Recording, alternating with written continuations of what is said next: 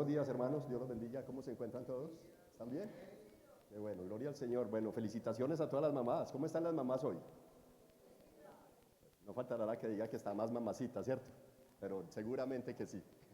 Las mamás son las mamacitas y gloria a Dios por ustedes, que el Señor las bendiga, les llene con su gracia y a todos los demás también el Señor nos dé mucha sabiduría y especial amor para recibir lo que Él tiene para nosotros hoy. Sabemos que venimos en un tiempo hemos iniciado una nueva serie de predicaciones en el libro de los jueces, no obstante, con el ánimo de reconocer la ardua labor de las mamás, nos vamos a salir hoy, vamos a dejar a jueces quietos, vamos a descansar de jueces, y vamos a estar un poquito afuera de jueces, aunque vamos a tocar por allá también a una personaje que hizo parte de ese tiempo. Gracias, hermano. Pero no vamos a estar allí, dicho de esta forma, decir que venimos ya acostumbrados a las predicaciones expositivas y hoy tal vez vamos a tener un formato un poquito diferente, motivo por el cual tal vez algunos van a extrañar la costumbre, la dinámica que hemos venido trayendo. Pero dicho esto, quisiera invitarles a abrir el Evangelio de Mateo, Mateo capítulo 23, versículo 37. Mateo capítulo 23, versículo 37.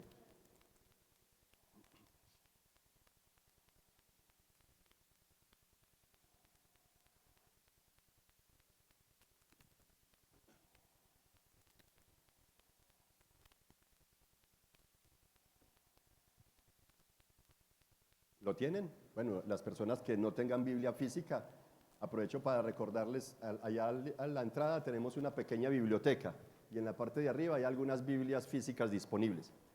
Pero quien tenga internet y quiera abrir su Biblia electrónica, puede hacerlo, su aplicación de la Biblia, o que no lo tienen, puede ir a Google y buscar en Google Mateo capítulo 23, versículo 37, y ahí mismo le va a aparecer. Entonces, dicho esto, quiero leer en el nombre del Padre, del Hijo y del Espíritu Santo, y leo en la Nueva Biblia de las Américas, capítulo 23 de Mateo, versículo 27, y dice la palabra del Señor, en un sermón que estaba diciendo Jesús allí frente a escribas, fariseos, a muchos judíos, dijo en el versículo 27, hay de ustedes escribas y fariseos, hipócritas que son semejantes a sepulcros blanqueados. ¿Cómo le parece pues?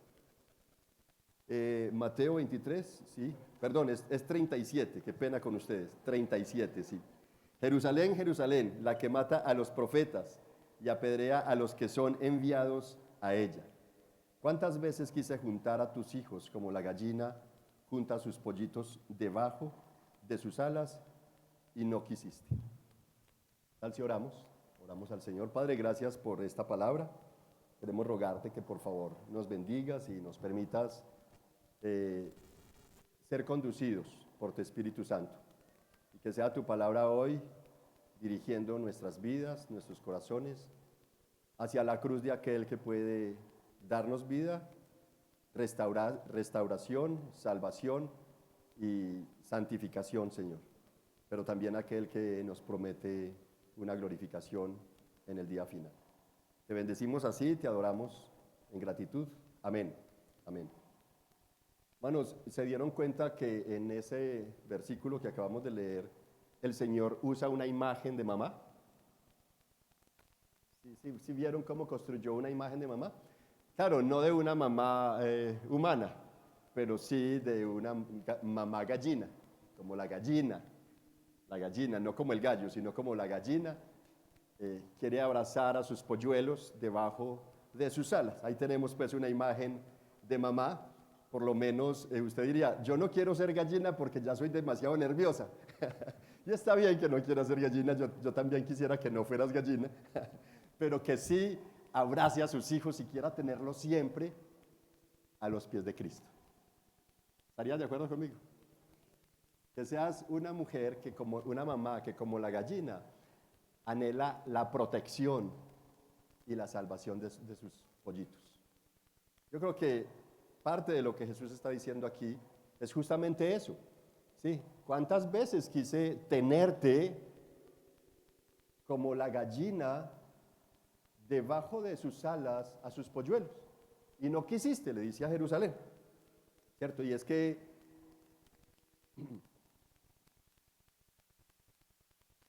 Jerusalén, en los tiempos de Jesús, bueno, y en los tiempos de hoy también, bueno, y no solamente Jerusalén, todos hemos sido hostiles contra el Señor.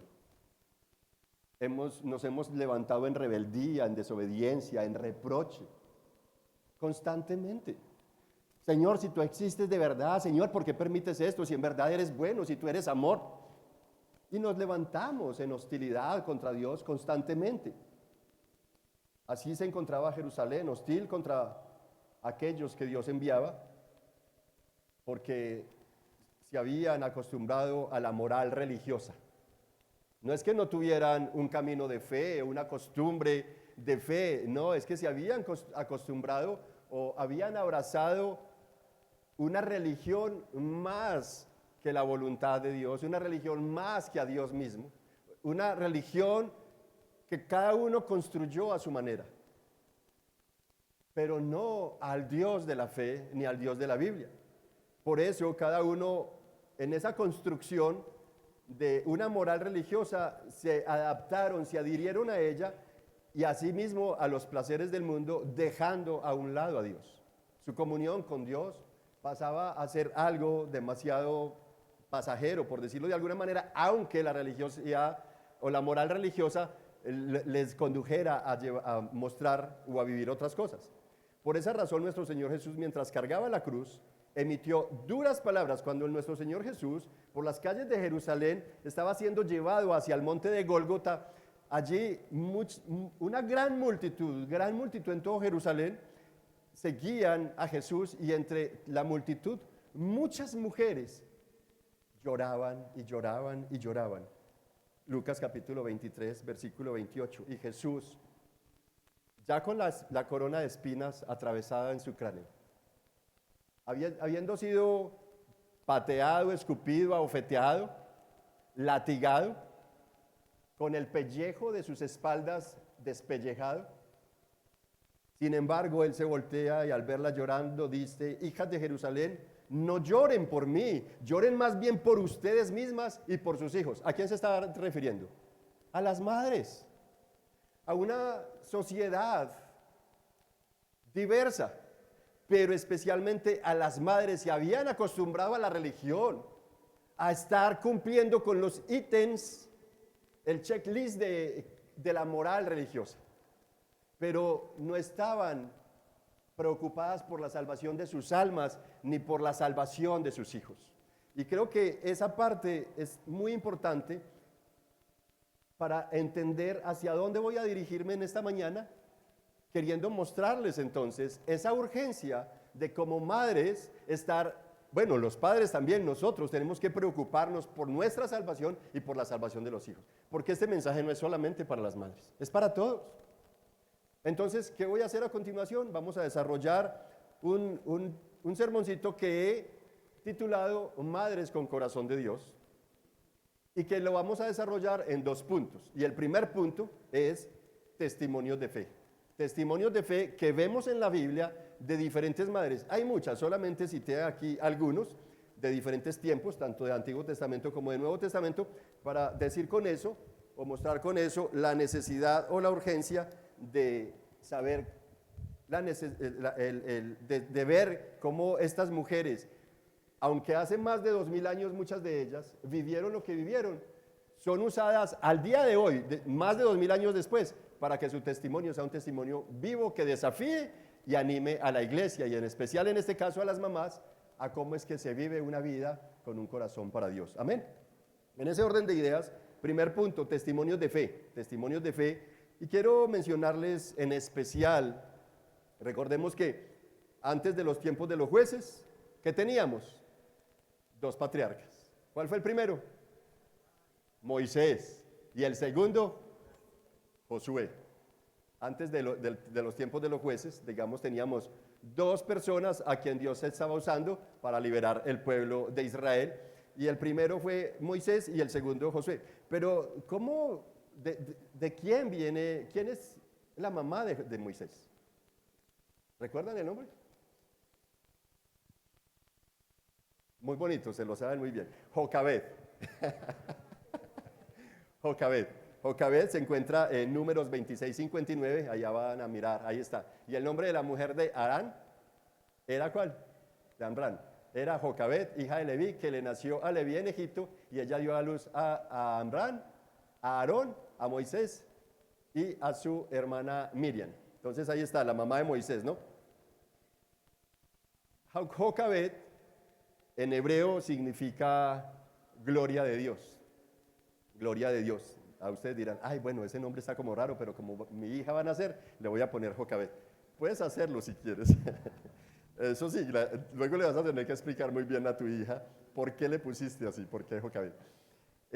Hermanos, esta mujer vivió en el tiempo en que el faraón, después de José, el nuevo faraón que se levanta, rey de Egipto, allí se levanta y observa que el pueblo de Israel, es decir, los judíos, los hebreos, que fueron allá en el tiempo de la hambruna y se establecieron cuando José fue gobernador de Egipto, se multiplicó tanto que ya casi decía el faraón, están superándonos el número a nosotros.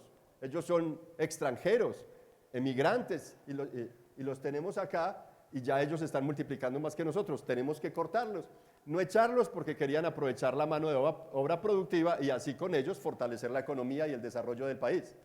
No obstante, preocupado por eso, hombre con un corazón perverso, quiso ordenar de que no nacieran más varones entre los judíos, por tanto ordenó a las parteras, como que hubieran mandado a todos los hospitales de Colombia, a que todo hijo varón que nazca, que sea de hijo de los judíos, denle de baja. No puede vivir en este mundo, o por lo menos en el mundo de Egipto, ¿no? No obstante, ya todos saben que como las parteras, llenas de temor de Dios porque eran hebreas, no hicieron caso y se la inventaron. Dios les respaldó en ello, ¿no?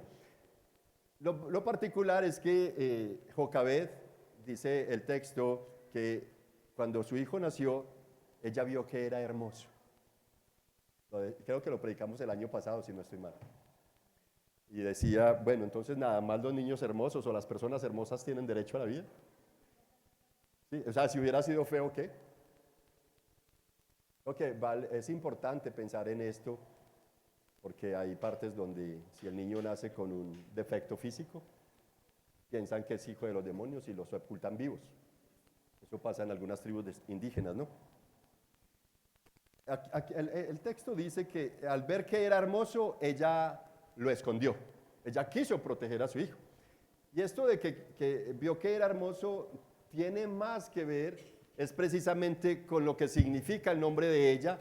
Ella vio en el niño en que allí la gloria de Dios podría salvar a ese niño. El poder de Dios podría tener misericordia de ellos como familia y salvar a este niño. La cuestión es que, oh sorpresa, el niño no solamente es guardado por el poder y la gloria de Dios, sino que es utilizado como el gran patriarca Moisés, libertador del pueblo de Israel de la ciudad o esclavitud de Egipto. Es así entonces como Jocabed, que significa la gloria de Dios, ella en medio de las más peligrosas amenazas del faraón, porque quien se atreviera a esconder a un niño de los hebreos, obviamente ella y su familia serían entonces desaparecidos. De allí que independiente de ello, estuvo dispuesta no solamente a arriesgar su vida, sino a poner en peligro a toda su familia. ¿Pero por qué? Porque fue una mujer que creyó a la gloria de Dios, al poder del Señor. Y creo que esto nos llama entonces a nosotros, y en especial a las madres, como en medio de cualquier circunstancia, por adversa que sea, entonces el desafío es a confiar más en el poder de Dios. El poder de Dios, así estuvieran muy distantes de Israel, así estuvieran como esclavos en Egipto, así estuvieran como extranjeros y pensaran que, porque había un sentir, una tendencia a que Dios estaría solamente en Jerusalén, pero no, bueno, sí, allí en la tierra donde Dios, bueno, para este contexto todavía no les habían sido entregadas tierras, apenas el pueblo estaba surgiendo, pero ella se pensaba que tal vez Dios los había abandonado. Sin embargo, ella confía en el poder de Dios. Es un ambiente donde Dios ya como que no existe. Dios nos hizo, nos creó, nos dejó venir por medio de la hambruna a Egipto. Ahora nos esclavizaron y Él se olvidó de nosotros. pero no, Dios no se había olvidado de ellos. Y esta mujer entonces, tal vez podríamos, yo me atrevo a especular, despertó o recordó a Dios que ese pueblo le pertenecía. Y fue allí como ella con su fe entonces glorificó a Dios y Dios se manifiesta de una manera preciosa liberando a su hijo Moisés y usándolo como hasta el día de hoy para darnos testimonio de una vida de fe, una mujer que es un testimonio vivo de la fe.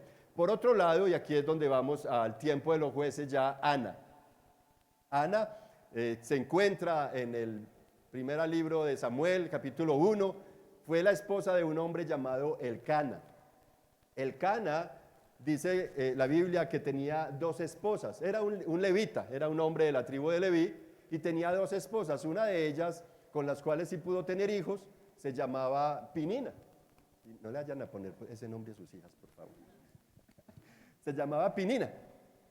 Y la otra se llamaba Ana. Ana.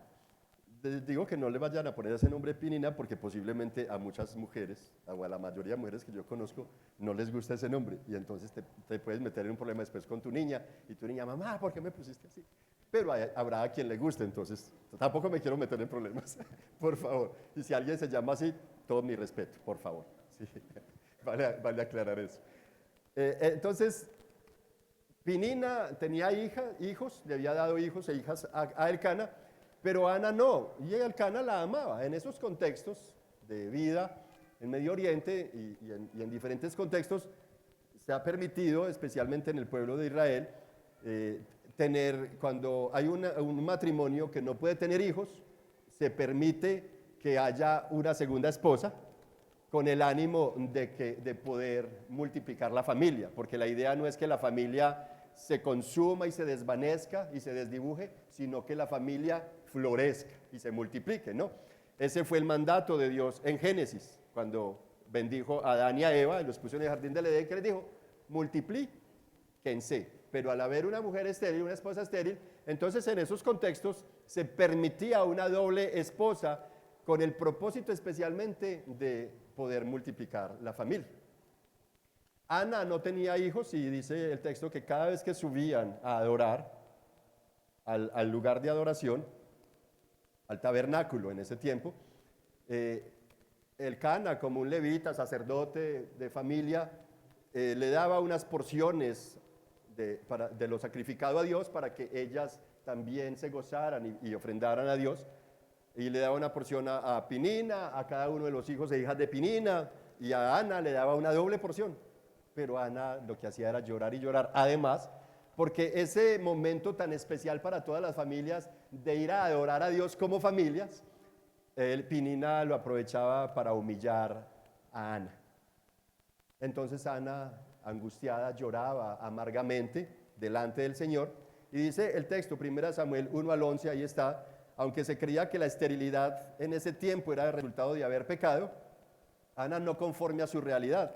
Ella llevó su corazón profundamente humillado, convencida de que el único que podría resolver su situación era el Señor.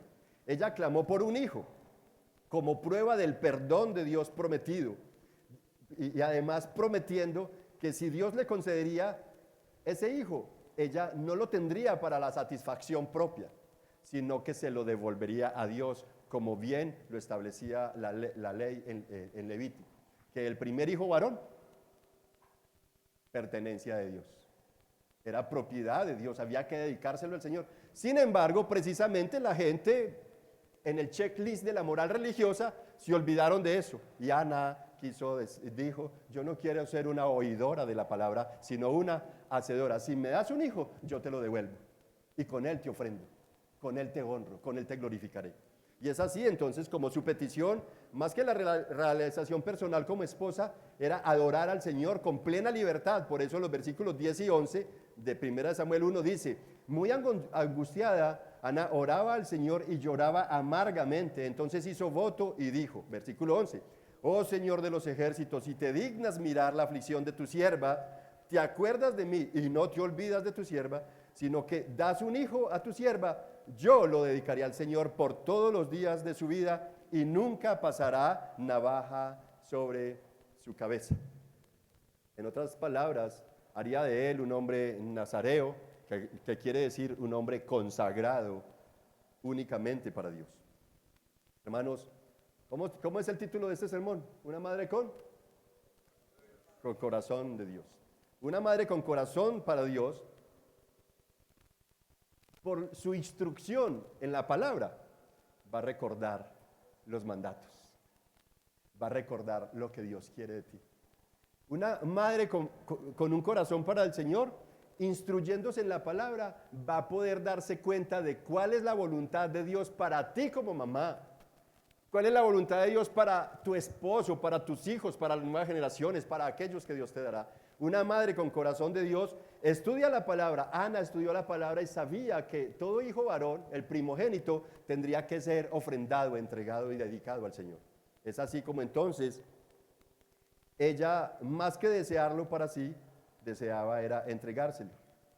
Romanos 11:36 dice, porque todo es de Él, es por Él y para Él. Y Lucas 2:23 dice, ahí está en pantalla, Lucas 2:23, mira cómo dice el texto. Como está escrito en la ley del Señor, todo varón que abra la matriz será llamado santo para el Señor, es decir, será dedicado al Señor. Entonces fue así como Ana, entonces, llena de fe, y esto se da en un contexto de hace aproximadamente, antes de Cristo, unos 900 años, tal vez, si no más. 900 años antes de Cristo. Y aún así, Ana está siendo una mujer que para el día de hoy, es decir, como 2900 años después, su testimonio todavía sigue siendo un testimonio vivo de fe para entender cuál es la voluntad de Dios para una mujer, especialmente para una madre, y cómo una madre debería, de acuerdo a la palabra del Señor, clamar. ¿Qué fue lo que dijo Jesús con la cruz a cuestas? Hijas de Jerusalén, no lloren por mí, lloren más bien por ustedes y por vuestros hijos. Es interesante entonces pensar cómo una mamá debería de preocuparse, o más bien, por qué cosas debería preocuparse en este siglo actual. ¿Por qué se debería preocupar una mamá más que de todas las cosas? Por su propia salvación y la salvación de sus hijos.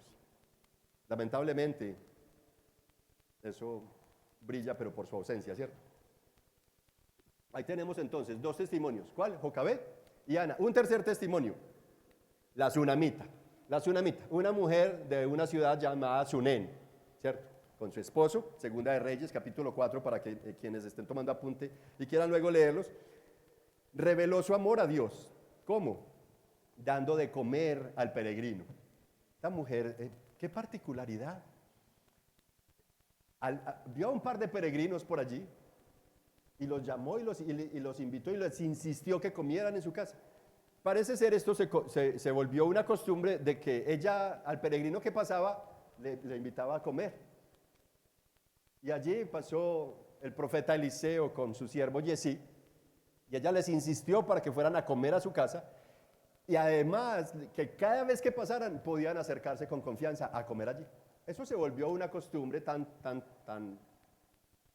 un hábito para todos, tanto para ella como para ellos, que ya yo no sé si a ustedes les ha pasado. Yo recuerdo estando muy joven, me fui a conocer las tierras donde nació mi mamá, mi papá, de donde provenían ellos, y me fui de aquí de Medellín para una ciudad, para Nariño, Antioquia, y entonces quise buscar cuál era la vereda, y resulta que la vereda, muy en un casco rural muy lejano, habían unos tíos, entonces nos fuimos para allá a pasar 2 noches con otro primo, a pasar 2 noches allá, y me dijo, vamos a madrugar mañana para ir a unos charcos y hagamos deporte. Salimos a trotar trocha abajo y luego subimos, y no llevemos nada, que por aquí esos campesinos son muy dadivosos, muy generosos. Ellos nos dan para beber agüita o juguito. Y preciso, cuando subíamos nos acercamos a una casita, muy humilde. Señora, ¿nos puede regalar agüita? Sí, mijitos, con mucho gusto. Pero vengan, ¿no les provocaría algo diferente a agüita? Es que agüita nada más, no. Ya, bueno, señora, dijimos mi primo y yo. Mi hermano salió con una totuma llena de mazamorra caliente y un trozo de panela machacada en plato. Sí, gente muy generosa, la verdad. muy acogedora. Y parece ser que en ese tiempo la tsunamita era una de ellas. Pasaba la gente, el peregrino, y ella mostraba su amor por el extraño, por el peregrino, y los invitaba a comer y les insistía. La Biblia nos dice que en el caso del profeta Eliseo y su siervo Giesi, les insistió y los llevó a comer allá. Y ya se volvió una costumbre. En esa costumbre de darles de comer, ella discierne, es una mujer de Dios, con un corazón de Dios, discierne que ellos no son peregrinos comunes y corrientes. Y se da cuenta que es un siervo de Dios. Al discernir esto, su amor a Dios la llevó a conducir a su esposo, como todas las madres que aquí hacen. Amor, construyamos un apartamento aparte en esta casa para que ese siervo de Dios tenga sus tiempos de retiro. Siento que casi todas las mamás hacen eso. Mi amor, las riquezas vamos a proveerlas para la obra del Señor. Vamos a disponerlas para la obra del Señor.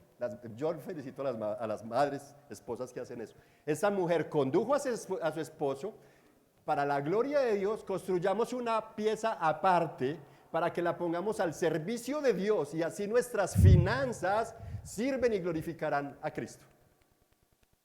Y sí, le construyeron la pieza y cada vez que el profeta Eliseo iba con su siervo Giesi a cumplir sus misiones proféticas, a llevar el mensaje de Dios, sabía que ahí había un lugar de retiro, de descanso. ¿Qué pasó? Que Dios premió a esa mujer con un hijo. Con un hijo que a la edad de 10 o 11 años, Eliseo, todo agradecido, llamó a Giesi, como si yo llamara a Juan Esteban, Giesi Juan Esteban.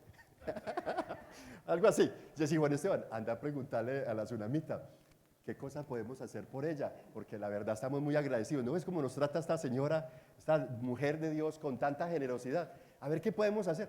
Pues Giesi Juan Esteban va donde ella.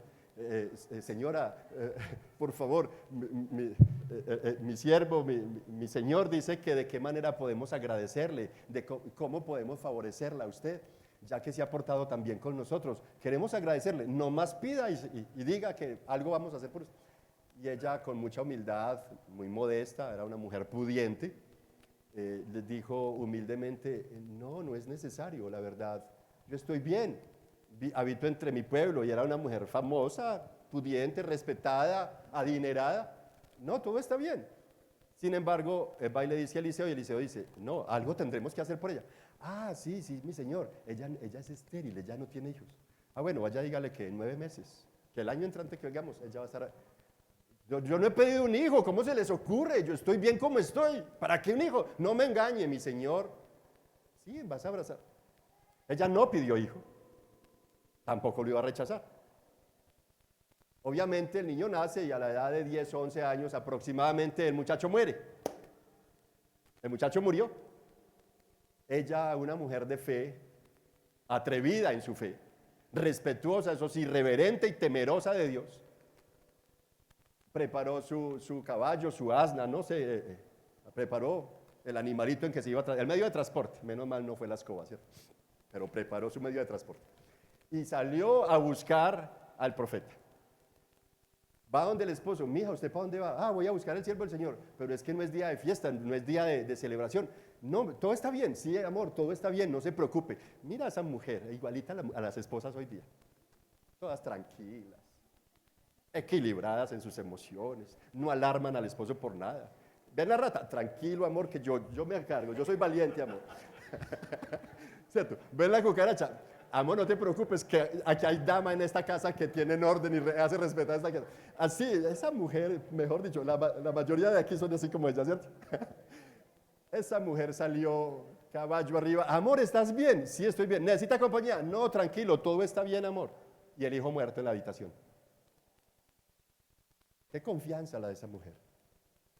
Cuando el profeta la ve por allá a lo lejos venir, Giesi, ahí viene la mujer de Sunén, la mujer de Sunén. Vaya en el caballo rápido, alcáncela a ver qué es lo que quiere.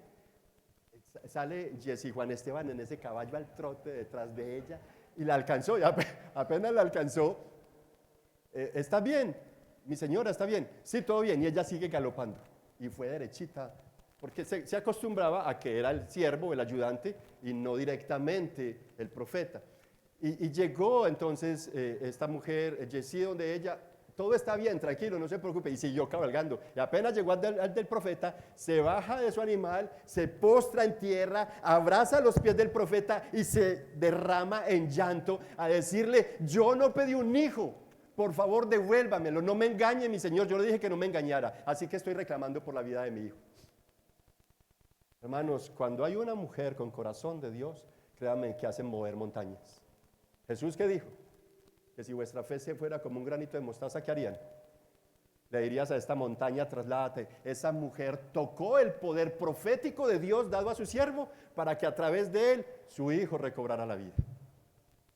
Mujeres con corazón de Dios, madres con corazón de Dios, se toman atrevimientos dentro de un marco de adoración y reverencia delante del Señor, no sin salirse de ese marco. Ay, no, la Biblia dice esto, pero yo quiero aquello. Perdón, no, si está registrado en la Biblia, vamos por ahí. No es la idolatría. Esta mujer lo hizo dentro de un marco de temor y reverencia con Dios. Se dio cuenta que al esposo le dijo que estaba bien, que al siervo del profeta le dijo todo está bien, y siguió. Cuando llegó allí, el texto dice que ella se derramó en lágrimas, derramó su corazón y abrazando sus pies, le reclamó por la vida de su hijo. Así entonces, ni la riqueza de esta señora, ni su esterilidad, ni que su hijo hubiese muerto, impidieron para ella clamar por la bendición y la vida de su hijo. Así es que hay un desafío también de parte de esta a cómo es que vivimos la fe. Ahora, después de estas tres, hemos tenido entonces a Jocabed, a Ana y ahorita a la mujer de Sunén. La Biblia no registra su nombre, sino que dice la sunamita, ¿no? Pasemos al Nuevo Testamento con la visitación del ángel Gabriel a María, ¿no? Y vemos en María la Virgen, la Madre de Jesús, independiente de que su matrimonio y su vida misma corrieran riesgos, ella con un corazón lleno de intencionalidad para Cristo, renunció a sus intereses. Ella renunció a esa linda y digamos, despampanante, llena de lujos, de belleza, de luces y colores, fiesta de boda. Ella estuvo dispuesta a renunciar. Y no solamente a eso, estuvo dispuesta a poner en peligro su vida, porque recuerden que una mujer que adulterara y fuera infiel a su esposo en ese contexto, debía ser ¿qué? Apedreada. María estuvo dispuesta y arriesgó su vida, arriesgó su matrimonio y abnegada y confiadamente abrazó los designios de Dios, diciendo en Lucas 1:38, como dijo: he aquí a tu sierva, hágase en mí según tu voluntad. Siempre he dicho que nosotros, los cristianos, cristocéntricos, bibliocéntricos, somos más respetuosos y creyentes de María que los marianos, porque tratamos de imitar sus ejemplos de fe, sus ejemplos de temor. Los otros hablan mucho de ella, pero pisotean todo lo que ella, el ejemplo que ella dejó, no. Una mujer preciosa a quien debemos admirar por sus hechos. Bueno, ya está muerta, pues cómo admirarla a ella, pero cómo sus hechos hasta el día de hoy son testimonios vivos de fe que desafían no solamente a las mamás, sino a todo cristiano a hacer la voluntad de Dios abnegada y sacrificialmente. El sufrimiento para ella fue una realidad más que para muchas mamás. Sin embargo, estuvo dispuesta a glorificar a Dios, esperando por la liberación de Israel. Por otro lado, tenemos otra mujer muy particular, la mujer sirofenicia.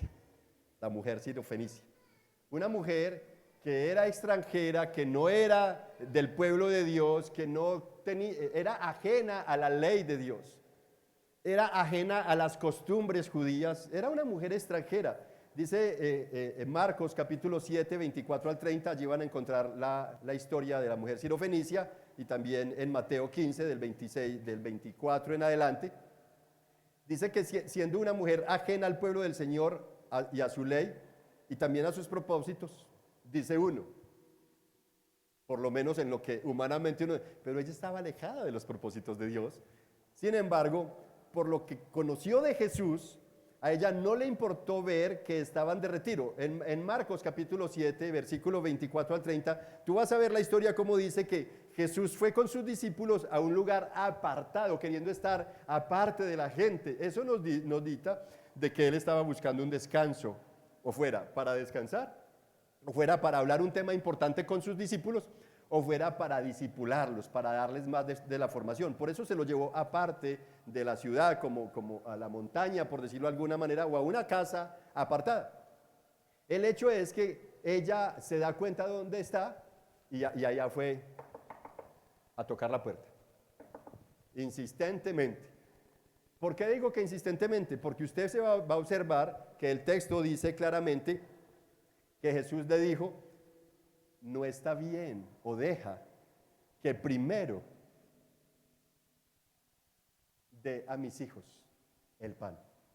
Dejad que mis hijos se alimenten primero, porque no está bien quitar el pan a los hijos y echarlo a los perrillos. Yo sé que muchos nos alarmamos, uy no, Jesús tan descarado, ¿cómo le dice perrillo a esa mujer bien necesitada? Ay no, tan déspota, tan inhumano. No, es que perrillo en ese contexto no era una vulgaridad, se refería a una persona extranjera, a un gentil, a alguien no vinculado con el pueblo de Dios y con su ley. Entonces, para nosotros nos alarmamos, pero en ese contexto no era por qué alarmarse. Lo que sí generaría asombro es la manera en cómo ella le contesta a Jesús. Sí, Señor, yo sé, yo lo sé, pero no importa, es que los perrillos también nos podemos alimentar de las migajas que caen de las mesas de sus amos.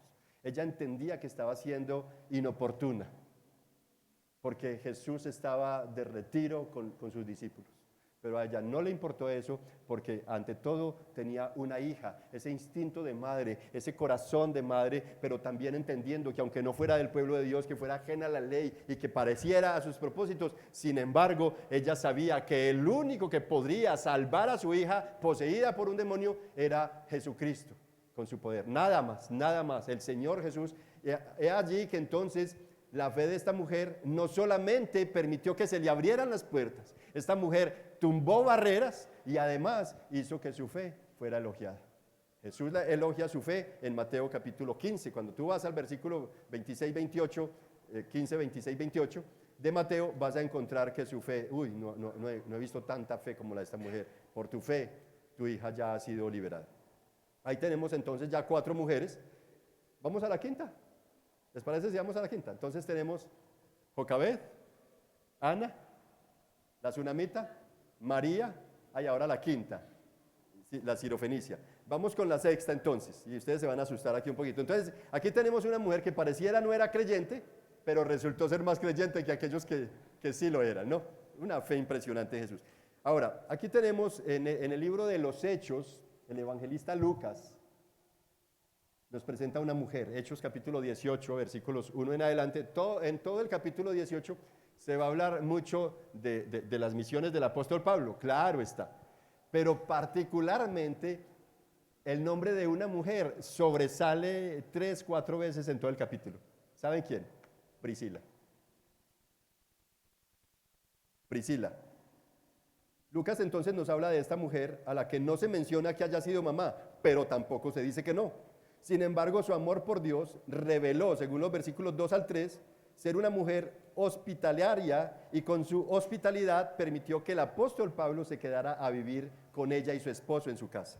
Los versículos 18 al 19 del capítulo 18 de Hechos dice que después de haberse quedado muchos días más, el apóstol Pablo se despidió de los hermanos, ojo, no de ellos, y se embarcó hacia Siria, y con él iban Priscila y Aquila, indicando que ambos estaban dispuestos a apoyar la obra evangelizadora y a acompañar al apóstol en las misiones.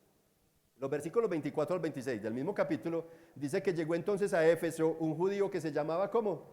Apolos. Este hombre era natural de Alejandría, hombre elocuente y que era poderoso en las escrituras. Además, había sido instruido en el camino del Señor y siendo ferviente de espíritu, hablaba y enseñaba con exactitud las cosas referentes a Jesús, aunque solo conocía el bautismo de Juan el Bautista. Versículo 26 dice, y entonces comenzó a hablar, ¿quién? Apolos, abiertamente en la sinagoga. Pero cuando Priscila y Aquila lo oyeron, no le hicieron un escándalo.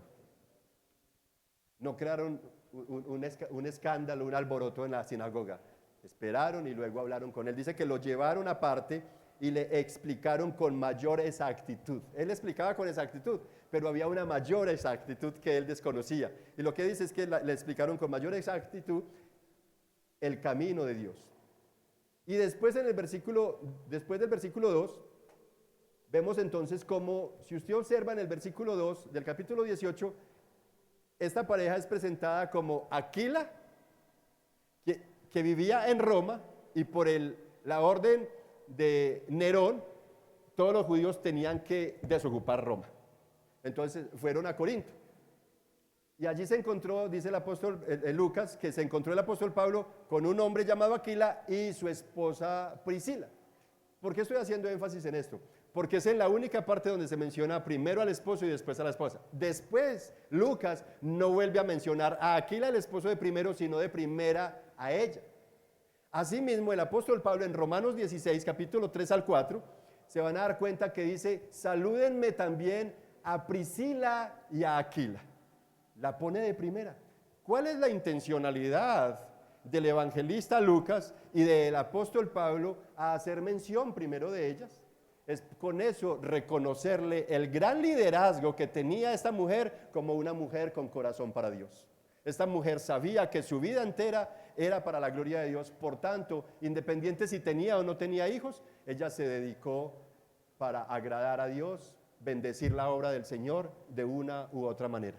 Hospedó a Pablo en su casa, convivieron con él, luego lo acompañó a las misiones, fue parte de ella. Y dice en Romanos capítulo 16, salúdenme por favor a Priscila y Aquila, que han arriesgado su vida por mí, han puesto su cuello para ser decapitados si fuera posible, con tal de apoyar la obra del Evangelio a través de él. Es así entonces como Lucas, mis hermanos, y Pablo reconocen la valentía y el liderazgo de esta mujer que como la gallina cuida de sus pollitos a como dé lugar. Y es que Priscila y su esposo tenían también una iglesia en su casa, cuidando así del rebaño del Señor como una madre lo hace de sus hijos. Por eso dice 1 Corintios 16:5 y 1 Corintios 16, Romanos 16:5 y 1 Corintios 16:19, allí pueden leer que ellos tenían una iglesia en su casa. En esos tiempos no había forma de alquilar locales como hoy día, además había gran persecución y las iglesias casi que estaban todas constituidas era en casas, ¿no? Ahora, independiente de que ella haya sido mamá o no, independiente de que alguna mujer sea mamá biológica o no, Dios les dio a ustedes, las mujeres, una capacidad especial para representarlo en amor, dedicación, cuidado y compasión por los demás. Así que la evangelización, hospitalidad, compañerismo en misiones, el discipulado de Apolos y de la iglesia en su casa, hablan de Priscila 2000 años después como de una madre que entrega su corazón a Dios. Así, el obrar de estas madres que mencioné, aunque sucedió hace aproximadamente 2000 años, son un testimonio vivo de fe que nos desafía a todos hoy día a confiar y a vivir solo para la gloria de Dios. Y con esto termino mi primer punto. ¿Cómo se llamaba el primer punto? Testimonios de fe, correcto. ¿Son testimonios de fe o no?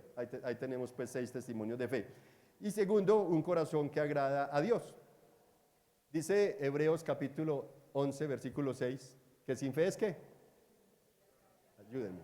Es imposible agradar al Señor, mis hermanos, porque es necesario que el que se acerca a Dios crea que ¿qué? Que Él existe y que es más que galardonador de los que le buscan. Tú no vas a buscar a alguien que no te promete nada. Que sea alguien que sea prometedor, por favor. Entonces, el que le busca tiene que saber que Él existe y que es recompensador de los que le buscan. Ahora, sin importar la distancia en el tiempo, cada una de aquellas mujeres de testimonios vivos, en su diversa realidad, temieron, creyeron y desearon ver el poder de Dios en sus vidas. Fue así como una creyó en el mover de Dios por medio de su poder profético, la tsunamita. Otra en que solo el Señor, nadie más podría hacer vida en un vientre estéril. Ana, por su parte, Jocabed, en que a sus elegidos Dios les revela su gloria en medio de los más tormentosos peligros. La Sirofenicia creyó en la misericordia liberadora de Cristo, aún para los que no son, o para los gentiles, mejor dicho, y así por más rechazados que hayan sido. Por otro lado, aunque reyes o emperadores la hicieron ir de un lado a otro, Priscila creyó en la salvación de Dios a través de la extensión del Evangelio. Y finalmente, cuando lo prometido es completamente imposible a la ciencia humana, María, como le indicó el ángel, creyó que para Dios no hay imposibles. Por eso es necesario que el que se acerca a Dios crea que Él existe y que es recompensador de los que le buscan. Es así como aquellas mamás obtuvieron recompensa terrenal y seguramente eternal. Como ellas, casi todas las mamás de hoy anhelan y se esfuerzan porque sus hijos tengan lo mejor. ¿Es verdad o es mentira? Todas las mamás que hay acá se esfuerzan por que sus hijos tengan lo mejor. Y aquellas que no son mamás pero que anhelan ser mamás, yo creo que sienten en su corazón ser la mejor mamá y que no le falte nada a sus hijos y darles lo mejor, ¿no? De hecho, entonces la tendencia es que una mamá, por lo general, está dispuesta a aguantar hambre y necesidades con tal de que sus hijos no sufran. ¿Estoy exagerando?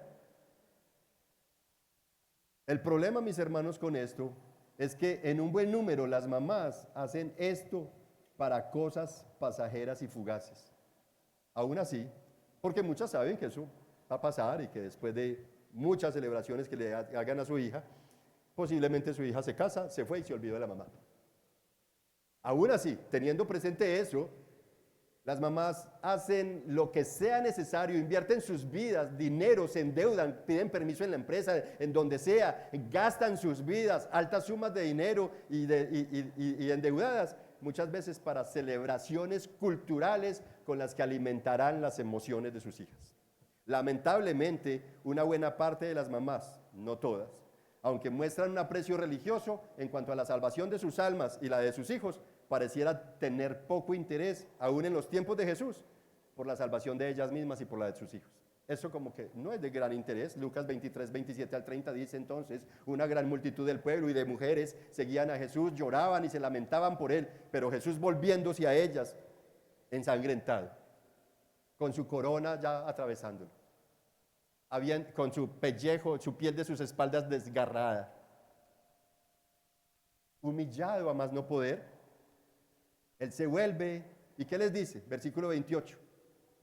No lloren por mí, mujeres de Jerusalén, lloren más bien por ustedes mismas y por vuestros hijos. Porque vienen días en que dirán, dichosas las estériles, los vientres que nunca concibieron y los senos que nunca criaron. Versículo 30. Entonces comenzarán a decir, es decir, ¿por qué les estoy diciendo esto?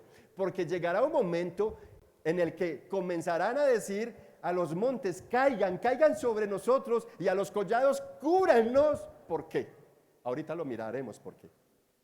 Iglesia, mamás, Jesús estaba siendo llevado hacia el monte Gólgota, latigado, atravesado con las espinas de la corona, pateado, humillado, escupido, cacheteado, insultado y torturado, pero dispuesto a ser crucificado, enfrentando un juicio completamente injusto. ¿Para qué? Para que la humanidad, al rendir sus corazones a Él, hallaran salvación, la salvación de sus almas. Porque para el día de su segunda venida, toda la sociedad a nivel universal tendrá que rendir cuentas ante el trono de Dios. Y entonces, por eso es que en aquel horripilante estado les recuerda a la multitud entre la cual se encontraba también María, su madre, y a todas las mamás que no lloren por él, sino que lloren por ellas mismas y por sus hijos, porque necesitan ser salvos. Si no se salvan, entonces les espera un juicio peor que el que le estaban haciendo a Jesús. El día del gran día de la segunda venida de nuestro Señor Jesucristo vendrá un juicio tan tremendo que ellas dicen, muchos dirán a los montes, caigan sobre nosotros, cáiganos, cúbranos. ¿Sabe de qué? De la ira que vendrá. En aquel día habrá quienes no tendrán temor. ¿Seguro? Sí, habrá quienes no tendrán temor de aquel día, sino que por el contrario hay un anhelo profundo de que ese día llegue. ¿Por qué? Porque para ellos no representará condena, ni tormento, porque para ellos representará como el día de grados de la carrera del doctorado, del magíster. Es como si le entregaran el diploma de graduación. Recompensas, el día de las recompensas. ¿Se acuerdan? El que cree en Dios, el que se acerca a Dios, es necesario que crea que Él es verdadero, que Él existe y que además Él es galardonador de los que le buscan. Ese será el día del galardón. El Señor entregará galardones. Entonces por eso no temerán. Pero en cambio los demás, dice Apocalipsis 6, versículo 15 al 17.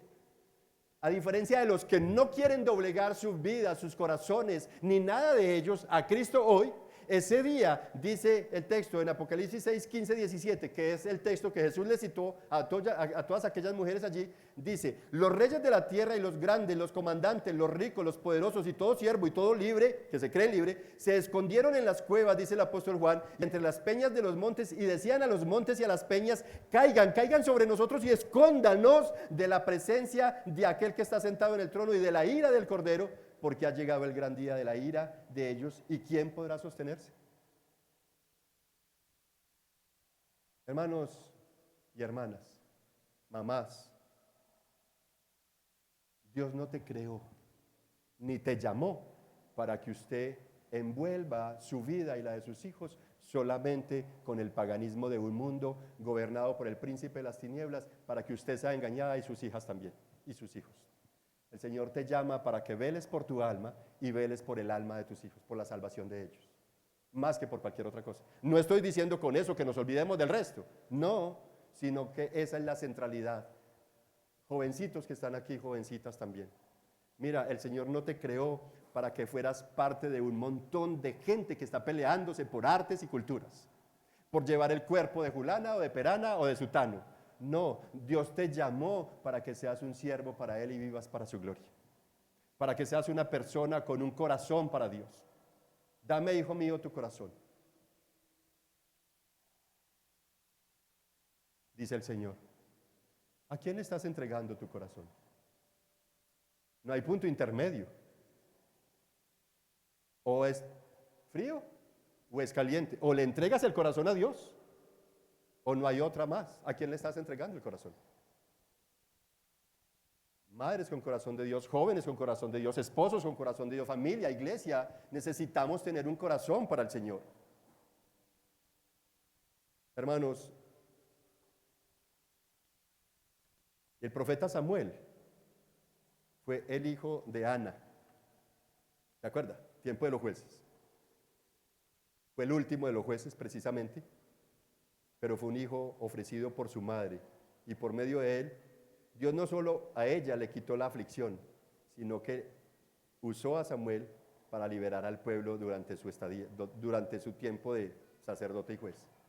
Ana, con su actitud, hizo lo que haría más adelante Dios el Padre, ofreciendo a Cristo, su Hijo amado, como ofrenda sufriente en la cruz, para quitar la aflicción de la humanidad y traer perdón para todos, y para que por su resurrección al tercer día trajera vida eterna a los que rinden su corazón a Él. Así que, por tanto, entonces, o en conclusión, una madre con corazón para Dios no solo cree, actúa en fe, aun cuando los resultados no sean inmediatos, sino que como Jocabed alza sus ojos anhelando ver la gloria del Señor, como María, aún en el sufrimiento, espera la liberación del pueblo, como Ana se dispone a la abnegación y a la humildad para dar a Dios lo que es de Dios. Una madre con corazón para Dios cree, tema, ama y desea la voluntad del Señor, como la tsunamita en gran reverencia ante el Señor y llanto, abraza los pies del profeta reclamando por vida, o como la sirofenicia, aunque no sea cristiana, aunque se le cierren las puertas, sea rechazada, aún así, al conocer de Jesús, viene a Él y rinde su vida a Cristo. No solo entonces lograrán con esta actitud abrir portones, sino derrumbar barreras, clamando a Cristo por la salvación propia y la de sus hijos, obedeciendo a ese mandato. Esto entonces no solo aplica para las madres, es una realidad para todos nosotros, para todo aquel que cree y entrega su corazón al Señor Jesucristo. Como Priscila, tanto los hijos como los padres, todos los que dispongan su corazón ante el Señor, podrán hacer de su hogar un altar de adoración, ministrándose unos a otros. No solamente como Priscila, usted como papá, como mamá, tal vez eres un hermano, eres un hijo y eres el único creyente en la casa, pues Dios te puede usar para que hagas de tu casa un altar de adoración y conduzcas a tus papás, a tus tíos, a tus primos, a tu familia a los pies de Jesús, como lo hicieron estas mujeres también. Entonces, mis hermanos, es así como podrán crecer en arrepentimiento y fe, porque como dijo nuestro Señor Jesucristo, Lucas 23:28, hijas de Jerusalén, no lloren por mí, lloren más bien por ustedes mismas y por vuestros hijos. Madres de corazón para Dios son madres que velan por sus almas y por las almas de sus hijos antes que por cualquier otra cosa. Amén. ¿Qué tal si te pones de pie y oramos? Amado Dios y Padre bueno que estás en los cielos, te adoramos y bendecimos tu nombre, Señor. Gozosos, sí, de saber que como la gallina con sus alas recoge a sus hijos en su regazo, así tú, Señor, has venido a este mundo hostil, entregándote completamente para traer salvación a nuestras almas, para traer vida cuando nos encontrábamos muertos en delitos y pecados. Tú viniste, Señor, a alertarnos sobre la necesidad de clamar con llanto, con lloro, con urgencia, de manera intencional, entendiendo que vendrá un día de gran juicio. Y que en ese día, ya en ese día, nadie tendrá escapatoria, sino aquellos que desde su vida en esta tierra entregaron su corazón a ti. Te pedimos perdón, Señor, por el tiempo que hemos malgastado, por malutilizar nuestras vidas, por malutilizar muchas veces nuestras finanzas, por no darle el interés que se debe a nuestra alma. Pero en especial te pedimos perdón, porque son muchas las veces que todos los acá presentes fuimos hostiles contigo y te despreciamos, Señor. Al día de hoy todavía a veces luchamos con esto de obedecer por amor y gratitud a tu palabra. Te adoramos, eso sí, te bendecimos, porque en ti hallamos salvación. Porque en una comunión contigo, como la tsunamita aferrada de los pies del profeta, nosotros abrazamos tus pies, Señor, hoy Jesús, como María, la hermana de Lázaro, escogiendo lo mejor, porque al que escoge lo mejor no se le quitará. Y entendemos, Señor, que solamente en ti podemos estar seguros, que solamente en ti, Señor Jesús, podemos encontrar vida, respuesta a nuestras necesidades, que solamente en ti podemos hallar esa promesa, Dios, no solamente de ser librados de la ira venidera, de ser librados de aquel juicio condenatorio, de ser librados de la mano de hierro con la cual se juzgará a las naciones, de ser librado de los infiernos, del lugar de tormento, del gusano que nunca se detiene de atormentar a los que irán allí o a los que están ya a las puertas de ello, sino que por el contrario, tú nos ofreces una vida maravillosa en tu presencia de gozo, como dijiste en la parábola de los talentos. Bien, siervo bueno y fiel, por cuanto en lo poco fuiste fiel, en lo mucho te pondré. Entra al regozo de tu Señor. Gracias, Jesús, por animarnos y prometernos gozo en tu presencia. Gracias también te da nuestro corazón de saber que aunque todavía en nuestro cuerpo lidiamos con el pecado que se manifiesta de una y otra manera, sin embargo tenemos promesas grandes en medio de este desarrollo de la santificación progresiva, llevándonos de menos a más, ayudándonos a salir de nuestra insensatez, como dice el Salmo 19, porque tu ley es perfecta, que hace sabio al insensato. Gracias porque en este proceso de santificación progresiva tú estás abriendo nuestros ojos, Señor, para que veamos como Jocabet tu gloria, tu poder desarrollándose en nuestras vidas. Gracias, Señor, porque como Ana, aunque hayamos sido estériles de una y otra manera, tú vienes a traer vida cuando la cosa era imposible, Señor. Gracias te da nuestro corazón. Te adoramos y te bendecimos y te rogamos, por favor, sigue santificando y purificando nuestras vidas, así como tú lo dices allí en Efesios de tu iglesia, que tú la redimiste y te sacrificaste para bañarla, purificarla y presentártela delante de ti mismo como una iglesia perfecta, inmaculada, santa y sin arrugas, sin mancha, Señor.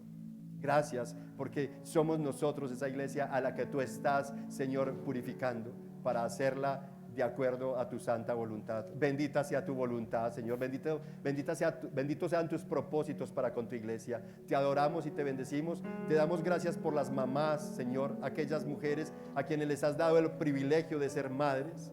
Bendícelas y sígueles dando sabiduría, salud, Señor, pero en especial un profundo temor tuyo, un grande amor por ti, por tu palabra, por tu obra, pero también un grande deseo de agradarte y hacer tu voluntad, de ser como tú, Señor. Gracias por ellas, bendícelas, Dios. Levanta a aquellas que están enfermas, fortalécelas, por favor, y llénalas de ti. Bendice a aquellas madres que hoy tal vez sus hijos están delinquiendo o en borracheras. Ten misericordia de ellas y tráeles paz a su corazón, por favor. O aquellas que están en una sala de espera en un hospital, esperando tal vez no la mejor noticia. Por favor, llénalas de ti, consuélalas, Dios. Y oramos por aquellas esposas que, anhelando tener un hijo, han caído en crisis depresivas, en ansiedades. Yo te ruego, trae tu paz y ayúdales a creer y a esperar en ti pacientemente, porque tu voluntad siempre es buena, agradable y perfecta. Y si es tu voluntad, permíteles abrazar sus hijos y que ellas puedan dedicar sus vidas a prepararlos para tu gloria, Señor. Te lo rogamos así, te bendecimos y te damos muchísimas gracias. Gracias, Señor, porque aunque hoy ya llevo más de una década de años sin mi mamá, sin embargo, como dice tu palabra, aunque tu padre y tu madre te dejaren, con todo yo te recogeré. Gracias por recogerme en tus brazos como la gallina bajo sus alas a sus polluelos. Gracias por hacerme tuyo y por hacer tuya a todos mis hermanos acá presentes. A ti la gloria, Señor. Te bendecimos y te damos gracias en el nombre de Jesús. Amén, amén.